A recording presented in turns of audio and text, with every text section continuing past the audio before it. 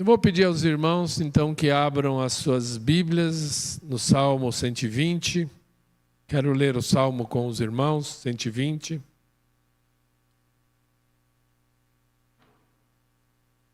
Diz assim: Eu clamo pelo Senhor na minha angústia, e Ele me responde. Senhor, livra-me dos lábios mentirosos e da língua traiçoeira. O que Ele lhe dará? Como lhe retribuirá, ó língua enganadora? Ele a castigará com flechas afiadas de guerreiro, com brasas incandescentes de sândalo. Ai de mim, que vivo como estrangeiro em Meseque e que habito entre as tendas de Quedar. Tenho vivido tempo demais entre os que odeiam a paz. Sou um homem de paz, mas ainda que eu fale de paz, eles só falam de guerra.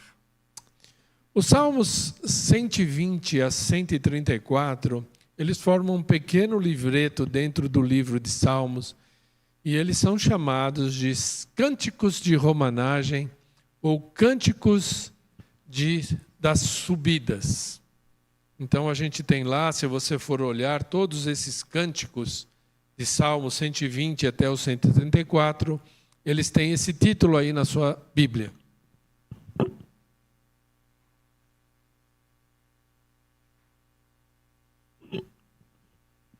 Por que esses títulos foram dados para esse conjunto de salmos?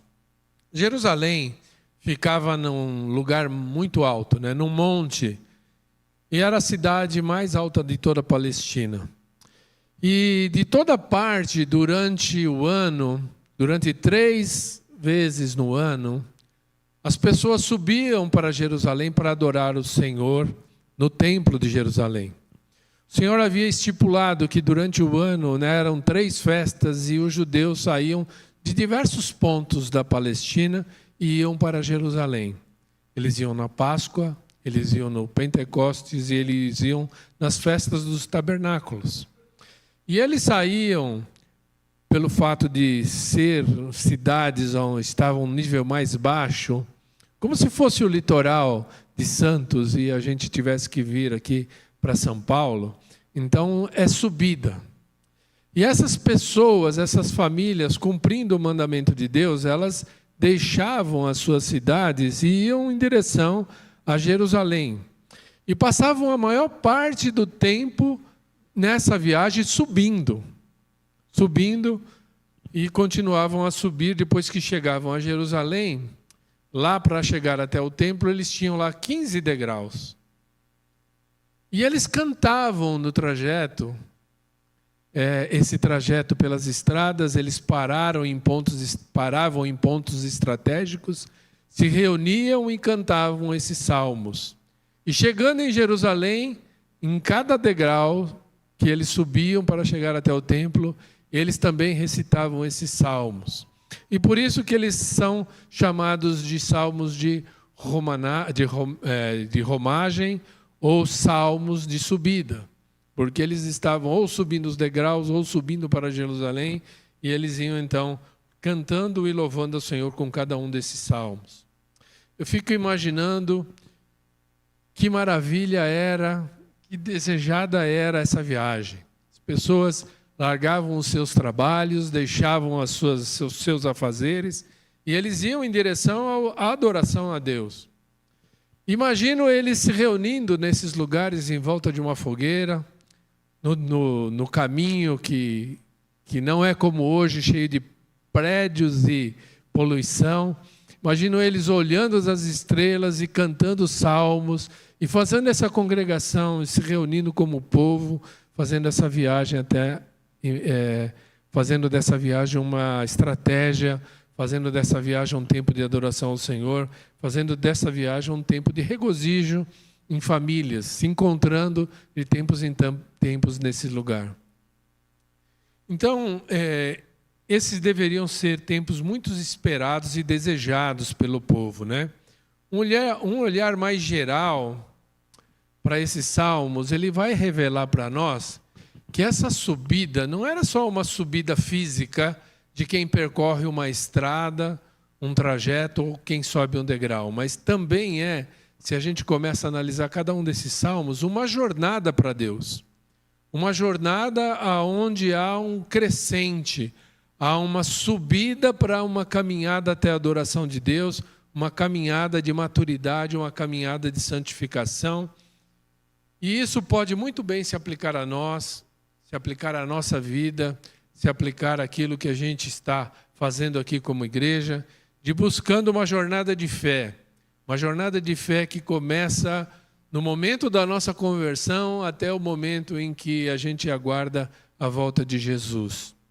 E enquanto Ele não volta, nós somos chamados a buscar essa jornada de fé e a ser peregrinos e discípulos, né?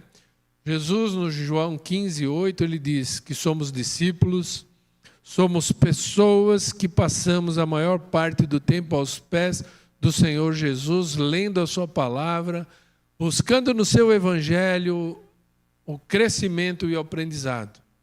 E somos também peregrinos, porque a Bíblia nos diz em Hebreus que essa não é o nosso lugar de morada. Que nós não estamos naquele lugar que está destinado a nós. Que nós temos um outro local, uma pátria celestial, preparadas para nós, para mim e para você, pelo Senhor. Então nós estamos no caminho, um caminho de uma jornada de fé, também como cristão, caminho de uma jornada de busca ao Senhor, caminho de uma jornada de adoração ao Senhor, e esse caminho é o nosso Senhor Jesus Cristo. Então nós reconhecemos que este mundo não é o nosso lar, que saímos rumo à casa do Pai, para o Pai, e então a gente está também numa jornada de fé, assim como aqueles hebreus, aqueles judeus, saíam das suas cidades e caminhavam e se reuniam num local de adoração e iam adorar a Deus no templo. Nós também estamos nessa jornada de fé em busca de uma maior comunhão com o Senhor. E o que acontece é que no nosso tempo a religião, ela tem uma mentalidade de turista. Ela não é mais um caminho, ela não é mais um trajeto, não é mais uma jornada como romeiros. Nós não entendemos, muita gente não entende o cristianismo como uma jornada de fé. Muita gente entende e tem a mentalidade de turista. A religião é entendida como uma visita a um local atraente, que a gente chama de igreja, e que quando nós temos tempo disponível, ou quando então ela não for atrapalhar o nosso lazer ou o nosso descanso, a gente então vai para a igreja. Eu decidi, irmãos, que nos próximos 15 pregações que eu vier aqui pregar aos irmãos, nós vamos pregar cada um desses temas, cada um desses salmos de romagem, e eu espero progredir nessa jornada junto com a progressão que esses salmos nos mostram, a nos levar a um caminho de maturidade, a um caminho de maior comunhão com o Senhor, a um caminho de mais intimidade com Deus. Então eu queria, antes de começar a falar sobre o primeiro desses salmos, que é o Salmo 20, apresentar para vocês esse livro de Eugene Peterson, que é o livro que inspirou essas mensagens. Então, se você tiver a oportunidade de comprar e ler, você vai ser abençoado. Se você não tiver a oportunidade, você acompanha comigo as mensagens e elas vão estar baseadas em cada um desses salmos, salmos de romanagem, salmos de subida. A gente vai meditar em cada um deles. E o primeiro deles é o Salmo 120, que eu li. Ele é curto, eu vou ler novamente. E peço aos irmãos que acompanhem a leitura mais uma vez, pensando nessa jornada. Esse é o primeiro passo de uma jornada. E o primeiro passo de uma jornada de um caminhar de fé. Assim como os judeus faziam e iam adorar a Deus nas festas pelo menos 3 vezes ao ano, e cantavam esses salmos, então nós vamos também progredir nessa jornada, pensando nas coisas que eles nos ensinam, que aprendemos através desses salmos, né? Então, Salmo 120 diz assim: eu clamo pelo Senhor na minha angústia, e Ele me responde. Senhor, livra-me dos lábios mentirosos e da língua traiçoeira. O que Ele lhe dará? Como lhe retribuirá, ó língua enganadora? Ele castigará com flechas afiadas de guerreiro, com brasas incandescentes de sândalo. Ai de mim, que vivo como estrangeiro em Meseque, que habito entre as tendas de Quedar. Tenho vivido tempo demais entre os que odeiam a paz. Sou um homem de paz, mas ainda que eu fale de paz, eles falam de guerra. Esse não é um bom início, não é um salmo agradável que enche os nossos olhos, enche o nosso espírito. Na verdade, ele retrata uma palavra inicial de angústia, fala de angústia. A primeira palavra é angústia, o primeiro pensamento do salmo é angústia e o último é guerra. Não é um cântico agradável, um salmo agradável, mas ele é necessário, porque ele fala com franqueza a respeito de muitas coisas que a gente passa e vive na nossa jornada espiritual. É um passo inicial, como quem diz: cansei, para tudo que eu quero descer. Estou cansado de tudo isso e vou para Deus. Estou angustiado, estou pesado, estou amargurado, mas eu vou para Deus. Eu vou buscar o Senhor. Cansei de difamação e de maledicência, de conviver com pessoas falsas, com pessoas mentirosas, de conviver com hipócritas, de conviver no meio dessa mentira toda que a gente vive. E o Salmo 120, então, ele apresenta uma pessoa assim, que tendo que habitar, viver, conviver num ambiente totalmente hostil, ele sente angústia. Então, as pessoas que vivem numa cultura dominada pela malícia, pela mentira, elas se sentem como se estivessem afundando e não tem como desafogar. Como uma areia movediça. A mentira, a maledicência, parece que perdura nessa vida que esse salmista estava vivendo. E essas pessoas têm dificuldade de não saber mais no que acreditar, no que ouvem. O que é verdade? Se ele vive numa cultura onde está coberta pela maledicência e pela mentira. Não dá para confiar em ninguém. Todas as pessoas nas quais você encontra, ela só vai trazer para você descontentamento. E o salmista, no Salmo 120, esse descontentamento que ele sente com o mundo onde ele vive, é o preparo para uma viagem, uma jornada para Deus. Por quê? Porque ninguém que está satisfeito com a situação atual está disposta num caminho, uma jornada de fé, aonde essa situação ela vai ser vivida até contra essas pessoas. Enquanto nós pensarmos que a próxima eleição pode trazer uma segurança para nós, ou que nós pensarmos que um salário maior pode nos trazer um certo conforto, ou nós acreditarmos que a educação melhorando e a saúde melhorando, a nossa vida vai melhorar, a gente vai continuar a crer naquelas circunstâncias que a gente vive e não vai estar disposto a uma jornada que muitas vezes é uma jornada difícil, pois o Senhor fala que o caminho é estreito. Um caminho de quem prega a paz, de quem luta pela verdade, nem sempre é confortável. Então, o Salmo 120, ela apresenta uma pessoa assim, doente com as mentiras, mutilada pelo ódio, uma pessoa machucada pela dor, a respeito do que se passa no mundo, mas ela não é uma simples reclamação. de uma pessoa que olha assim, como a gente está acostumado muito na nossa sociedade contemporânea, a olhar o mundo e falar assim, está tudo ruim, está errado ali. Não, né?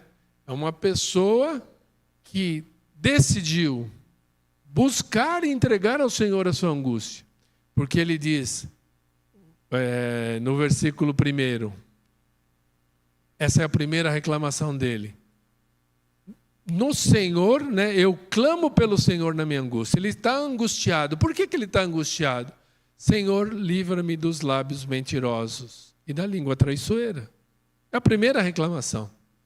Eu estou vivendo no meio da mentira, no meio de pessoas que falam mal, no meio de pessoas que difamam, no meio de pessoas que só podem usar a sua língua para fazer o mal. Então essa é a primeira reclamação do salmista, e ele está farto com os modos desse mundo. Essa era a primeira queixa dele. Mas percebam que, apesar de ser uma queixa dele, ele não fala assim, eu espero que terceiro resolva essa situação.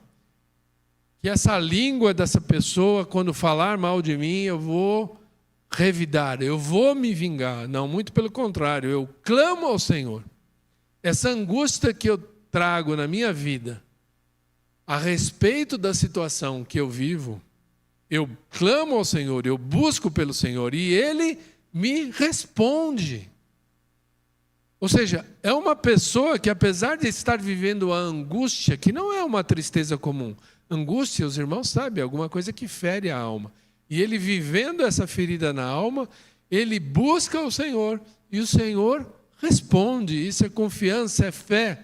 No lugar da vingança, no lugar de apoios de terceiro, ele recorre ao Senhor e sabe que Deus ouve.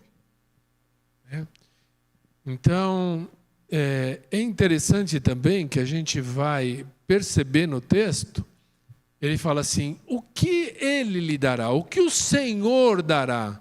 Para quem? Para a língua mentirosa. Ele personifica a língua.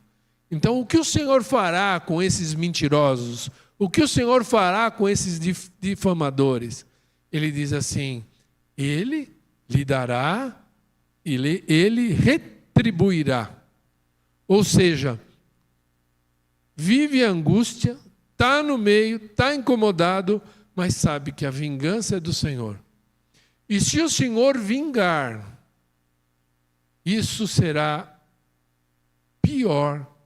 Será como uma flecha atirada incandescente, que pega fogo como se fosse de um guerreiro. Então ele tem certeza que Deus escuta, que Deus entende, que Deus sente o que ele está passando, que Deus vai responder ao seu clamor. E Deus jamais rejeita a nossa oração. Deus ouve a oração, Ele responde. E não despreza a nossa condição de angústia. Deus ouve. A respeito da língua, né, o Novo Testamento tem um texto muito interessante que fala, que é Tiago, capítulo 3, versículos 6 a 10. Quero ler com os irmãos, não sei se vocês conseguem enxergar, a letra está um pouco menor aí, mas diz assim, Tiago 3, de 6 a 10, diz a respeito da língua o seguinte: a língua é um fogo, é um mundo de iniquidade. Colocada entre os membros do nosso corpo, contamina a pessoa por inteiro. Incendeia todo o curso de sua vida, sendo ela mesma incendiada pelo inferno. Olha, Tiago está falando que a língua é fogo. A língua é fogo. Incendiado pelo inferno. Não é à toa que a difamação, a maledicência nos causa angústia, né? Toda espécie de animais, aves, répteis e criaturas do mar doma-se e têm sido domados pela espécie humana. A língua, porém, ninguém consegue domar. É um mal incontrolável, cheia de veneno mortífero. Olha, é uma flecha aguda, um veneno mortífero. Temos que tomar cuidado com essa língua aí. Com a língua bendizemos ao Senhor e Pai, e com ela amaldiçoamos os homens, feito à semelhança de Deus. Da mesma boca procede bênção e maldição. Meus irmãos, não pode ser assim. Os mentirosos são assassinos de reputação. O seu veneno, diz a Bíblia, é mais peçonhento que cobras, e a língua é mais perigosa que o fogo. A maledicência destrói reputações. Reputações, às vezes, que foram construídas com muito tempo. Reputações que foram criadas, cresceram com a pessoa, e de repente uma palavra mal falada, uma história mal contada, uma narrativa que não compete com a verdade integral, ela destrói a reputação de pessoas. Levítico 19:16 diz o seguinte: não andarás como um mexeriqueiro, fofoqueiro entre o teu povo, não atentarás contra a vida do teu próximo, eu sou o Senhor.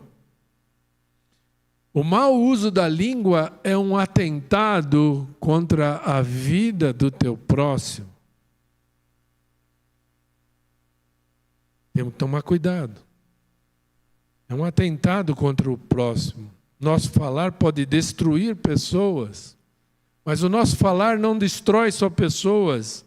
A maledicência também destrói não apenas a reputação, mas destrói as relações das pessoas, os relacionamentos das pessoas. Diz assim, Provérbios 16:28, o homem perverso espalha contendas e o difamador separa os melhores amigos. Ou seja, é possível que aquilo que é falado, quando não bate com a verdade, destrói não só a reputação das pessoas, mas destrói também as relações das pessoas, as relações de amizade. Separa os maiores amigos e os irmãos. Então a língua nos coloca grande responsabilidade, né? Efésios 4:29 diz assim: não saia da vossa boca nenhuma palavra torpe, e sim unicamente a que for boa para edificação, conforme a necessidade, e assim transmita a graça aos que ouvem. Então essa era a primeira queixa do salmista. Ele estava vivendo num mundo, numa situação, numa sociedade onde ele não suportava mais a difamação e a maledicência, vivendo na angústia. A segunda queixa do salmista está no versículo 5-7. Vamos ler. Diz assim: ai de mim que vivo como estrangeiro em Meseque, que habito em tendas de Quedar. Tenho vivido tempo demais entre os que odeiam a paz. Sou um homem de paz, mas ainda que eu fale de paz, eles só falam de guerra. Meseque era uma tribo da Palestina que ficava ao norte de Israel. Quedar era uma tribo beduína que vivia ao sul de Israel. Então o salmista, apesar da gente não conhecer muitos detalhes sobre Meseque e Quedar, o salmista sente que ele está cercado por pessoas briguentas, cercado por pessoas estranhas e hostis. E no mundo contemporâneo, no mundo que nós vivemos hoje, que você vive, onde nós estamos inseridos, não parece ser nem um pouco diferente. Nem um pouco diferente é o que acontece com o que acontecia lá. O mundo sempre está inquieto, louco por uma briga, ninguém parece mais saber como viver, relacionamentos saudáveis. Como é difícil, atualmente, viver em paz. Nossa sociedade é tal como Meseque e Quedar, talvez pior, né? Os pecados são os mesmos. Se você olhar a internet e a rede social, é um lugar de mentira, de falsidade, de briga. Escreve qualquer coisa na internet e, se não concordar, escreve qualquer coisa sobre o seu pensamento. Você, como cristão, escreve qualquer coisa a respeito do que você pensa sobre a ideologia de gênero. Você vai ser massacrado. Intrigas, fake news. E não é só na internet. Quem aqui acredita, quando liga uma TV, que aquelas notícias são verdadeiras? Você acredita? Né? Não estamos vivendo num mundo de mentira? Não tem cadeirada até em discurso político? Meus irmãos, esse ombro aqui não cansa de receber as lágrimas da minha esposa. Na escola, onde as crianças precisavam ser educadas e onde os professores tinham que ser educadores e educados. Tem algum dia que você consegue viver naquele hospício sem sentir que está num lugar de maledicência e sem briga? E essa também não é a realidade de vocês, aonde vocês vivem? Nem dentro da igreja a gente consegue mais conviver sem briga. Né? E o salmista, um cara que amava a paz, que as pessoas olhavam para ele, ele é o pacificador. Vivendo nesse mundo, forçado a viver entre pessoas briguentas, e assim também é o cristão. Vive no mundo e é odiado pelo mundo. Mas não pertence ao mundo, é peregrino. Parabéns, você se converteu. Anda com Jesus. Primeira coisa, no mundo tereis aflições. Que boa notícia. Tem gente que prega prosperidade, mas, infelizmente, não era assim que a gente percebe a nossa vida. Né? O caminho é estreito, apertado. E aquele salmista estava vivendo e acampando a vida inteira entre vizinhos briguentos. Mas nós não temos que viver lá. Nós não temos que viver em Meseque e Quedar. Há uma rejeição, há uma aceitação de uma jornada que também é uma rejeição. Há um mundo, um não para o mundo e um sim para Deus. Porque esse pensamento é o pensamento do mundo, você só encontra mentira. A vida nossa hoje, se você parar para pensar, a dificuldade de viver no mundo de hoje, ela é toda baseada na mentira. Esse é o maior mal. Enquanto Jesus é a verdade, o diabo usa a mentira de todos os cantos para dizer para você que é impossível viver sem mentir. Então eu creio que nós aqui, a maioria de vocês que estão aí, me vendo pela internet, já deram esse passo, o passo de dizer não para as mentiras do mundo, o passo de dizer não para as brigas do mundo. E o Salmo 120, ele é uma decisão, uma bifurcação, aonde você vai decidir que caminho que você vai tomar, uma transição de uma desilusão de viver igual Meseque e Quedar, para uma vida de uma jornada que vai caminhar em direção ao Senhor. De caminhar ao encontro de outras pessoas do mesmo povo que vai se reunir, que vai se juntar, que vai adorar a Deus. E eu creio que você já tomou essa decisão. Que o ponto crucial na sua vida já passou, que você já se desiludiu, que você não acredita que vai ser a economia que vai resolver sua vida, que vai ser a política que vai resolver sua vida. Não, eu creio que você já decidiu que é Jesus esse caminho para a sua vida e que você já tomou essa decisão. E que está aí numa peregrinação dura de um discipulado de fé e de uma mudança de parar de reclamar como as coisas estão e ir atrás das coisas boas. De ir atrás das coisas de Deus, de ir atrás de uma jornada em direção a Deus. Um passo de se distanciar das mentiras do mundo, das brigas do mundo e caminhar para Deus. Israel é um povo que se formou através da rejeição do mundo e se formou em caminhar para Deus. A primeira rejeição que eles tiveram foi rejeitar a Mesopotâmia. Quando Deus chegou a Abraão e falou assim, sai do meio da sua parentela e vai e eu farei de você uma grande nação. Abraão saiu do conforto dele e disse não para o mundo, que era o mundo do conhecimento da época, e sim para Deus. E ele foi pela fé. Depois o povo judeu se formou novamente quando eles disseram não ao Egito. E eles saíram do Egito. O dinheiro do mundo estava no Egito. Tudo de bom que se tinha estava no Egito. E Israel disse não ao Egito, virou as costas numa jornada para Deus. Então, o povo judeu, ele se formou através dessa rejeição desses valores e foram em direção ao Senhor, em direção à adoração. Trabalharam, se divertiram, sofreram, pecaram no mundo, como todos os demais homens fizeram, mas agora estavam em direção a Deus.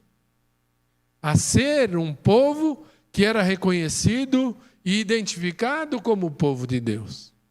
Que não era politeísta, que não era opressor, que não era o povo mais culto, mas era o povo que adorava a Deus.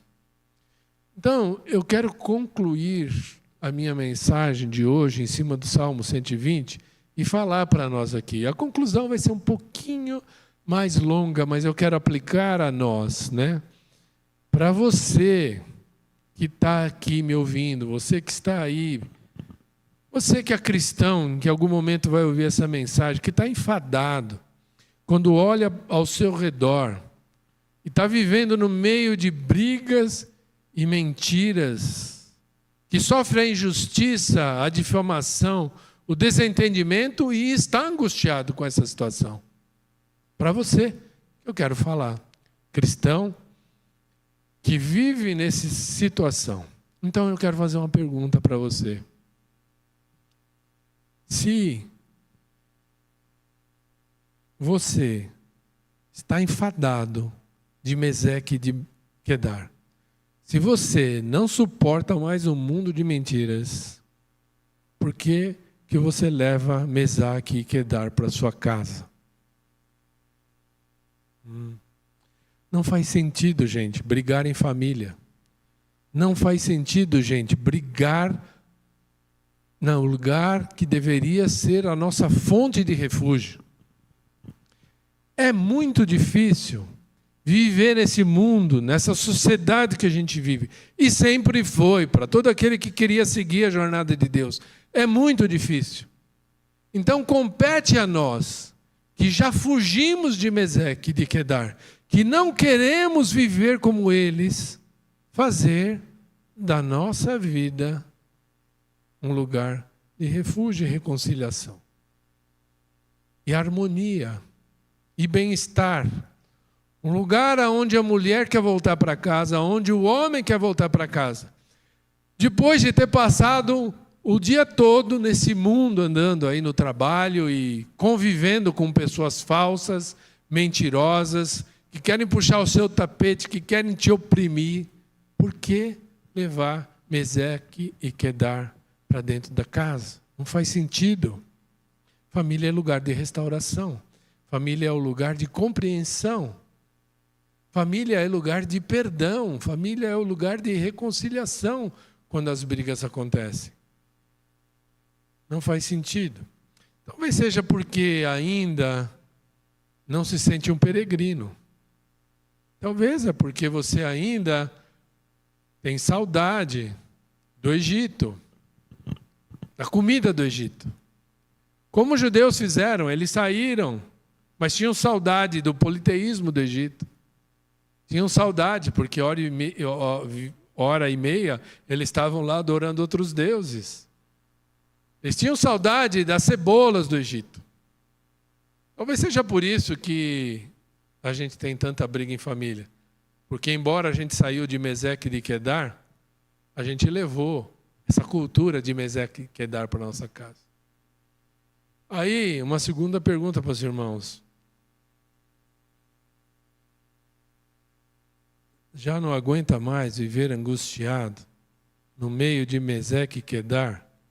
Porque leva o modo de viver de Quedar para dentro da igreja?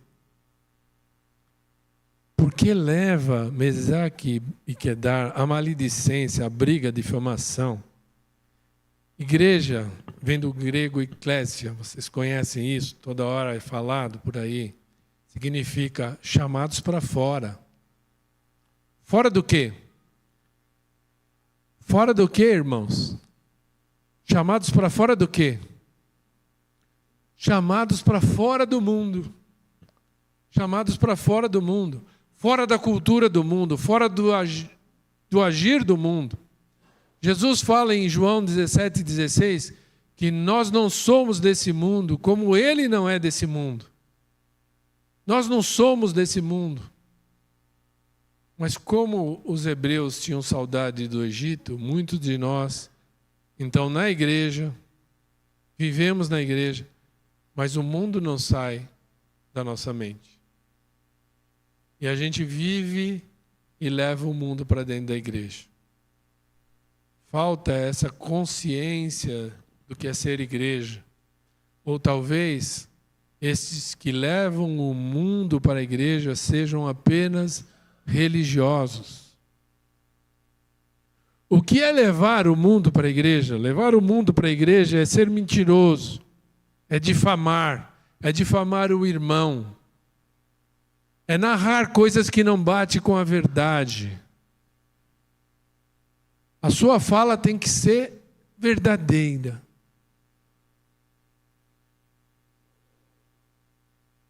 E avaliar se o que você está vivendo não é apenas uma religião. Não saiu de Meseque e de Quedar. Não saiu. E aí uma pergunta para ir terminando a minha palavra.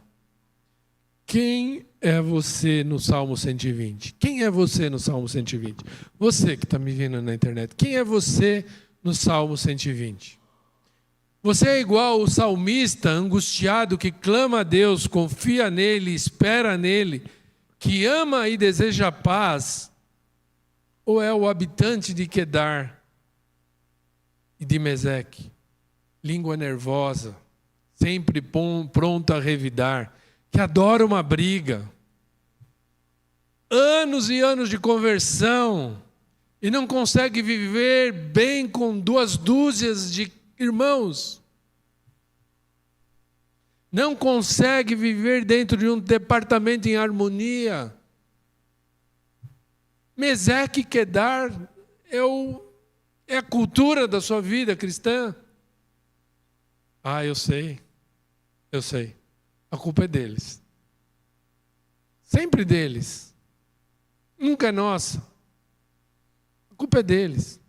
Aliás, eles nem estão aqui, né? Eles tinham que estar aqui para ouvir essa mensagem. É assim que a gente funciona na nossa cabeça. A culpa é deles. O jeito de fazer meu é o certo.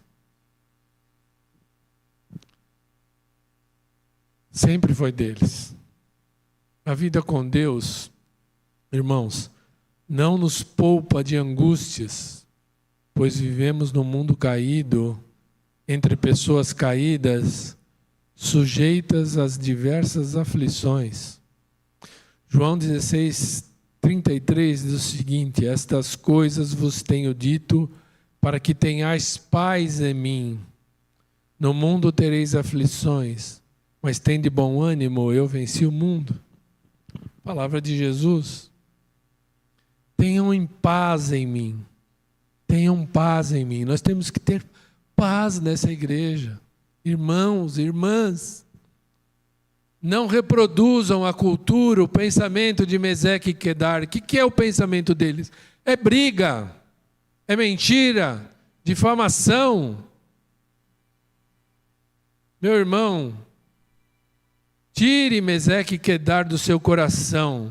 Não permita que faça morada a cultura que você vive. Não permite que aquilo que você vive no seu trabalho ou na sua vizinhança entre na sua casa. Não permite. A sua casa tem que ser bênção. A sua casa tem que ser ambiente de harmonia, de paz. Não permita que Meseque e Quedar entre na tua igreja. Seja instrumento do Senhor para proclamar a paz. Tenham paz em mim. Já chega a aflição que vocês passam no mundo. A gente não precisa reproduzir. Nós não somos de Meseque e Quedar. O Senhor diz que nós não somos do mundo, nós não somos do mundo. Nós temos que tirar da nossa mente, do nosso coração, o agir do mundo. Então vamos como igreja, nessa jornada de fé, ajudando uns aos outros, e não atrapalhando uns aos outros, ajudando uns aos outros, a suportar a angústia de viver no mundo caído, no mundo que difama, no mundo que briga.